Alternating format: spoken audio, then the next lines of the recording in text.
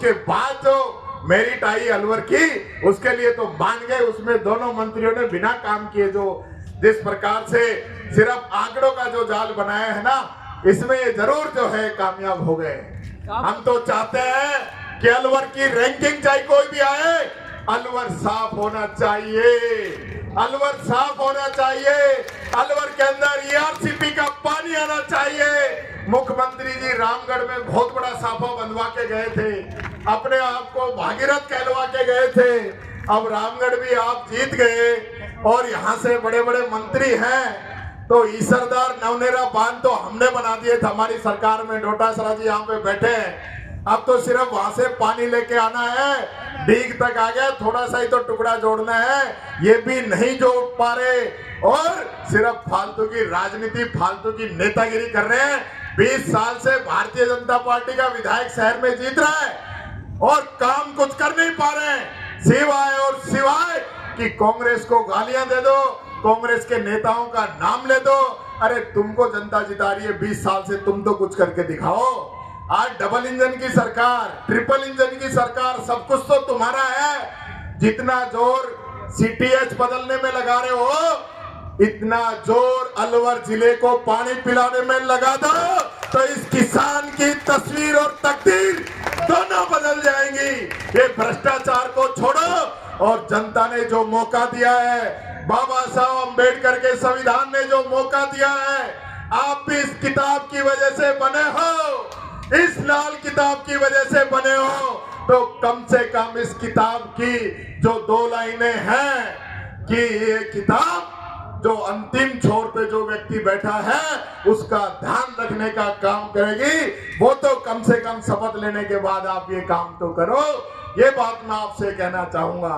और अंत में एक ही बात कहना चाहूंगा, डोटासरा जी, आपसे बढ़ के तो कौन जान सकता है सीएमओ में क्या हो रहा है। अखबारों में छप रही है कि सीएमओ के अंदर आईपीएस, आईएएस और मुख्यमंत्री, इनके बीच धक्का मुक्की हो रही है, अखबारों में छपा है, मैंने तो परसों ही पढ़ा। ये हालत इस सरकार की हो गई। आईएएस, आईपीएस की लिस्ट तो निकालना दूर, आज तो मैं ग्रुप में पढ़ रहा था, वो कह रहे थे आईएएस, आईपीएस की लिस्ट आ रही थी, तो किसी ने कहा आपको पता नहीं ज्यादा बारिश हो गई तो लिस्ट बह गई है। ये इन लोगों की हालत है। एक ऐसी सरकार जो हम कहते हैं कि सरकार नहीं सर्कस है, बरसात के अंदर नाली साफ नहीं करा सके, नाले साफ नहीं करा सके, गर्मी के अंदर बिजली और पानी की व्यवस्था नहीं करा सके, और कानून व्यवस्था।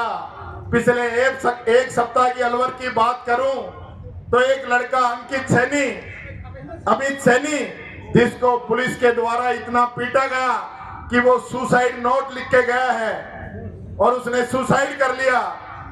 एक लड़का नाबालिग जिसको थाने में बंद नहीं कर सकते, उसको थाने में बंद करने का काम किया गया।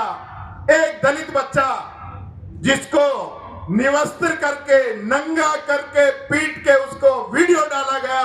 ये पिछले एक सप्ताह की घटनाएं मैं अलवर की बता रहा हूं, पूरे राजस्थान का तो मैं क्या जिक्र करूं।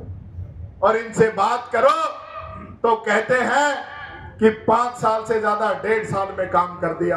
तो क्राइम में तो आपने हमारा 5 साल का रिकॉर्ड 1.5 साल के अंदर तोड़ दिया है, उस चीज का तो मैं आपको धन्यवाद देता हूं। लेकिन अगर काम की आप चर्चा करना चाहें तो किसी भी चौराहे पे मुख्यमंत्री जी आमंत्रित हैं।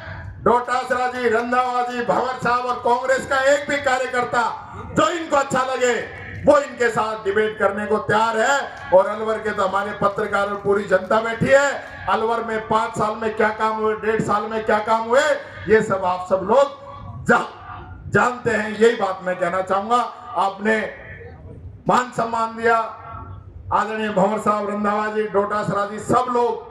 देवनारायण को मंत्र तोड़ दिया थानागाजी में, भगवान राम की। हाँ, या तो मैं भूल ही गया पटेल जी। पेंशन भी नहीं आ रही, पेंशन भी नहीं आ रही, पेंशन भी नहीं आ रही। दिव्यांग जनों की पेंशन, बुजुर्गों की पेंशन ये लोग नहीं दे पा रहे। तुम्हारी कोऑपरेटिव भी खत्म कर रहा है। ये हालत है। ये सरकार, मैं फिर कहना चाहूंगा, भगवान राम का नाम लेकर, मंदिर का नाम लेकर ये लोग सत्ता में भले ही बैठ गए हो, लेकिन अलवर में इन लोगों ने पहले बानसूर में मंदिर तोड़ने का काम किया, और आज उमरैन में इन्होंने देव मंदिर को तोड़ने का काम किया है। मैं कहना चाहूंगा, देव महाराज इनको बख्शेंगे नहीं, काली माता इनको बख्शेगी नहीं।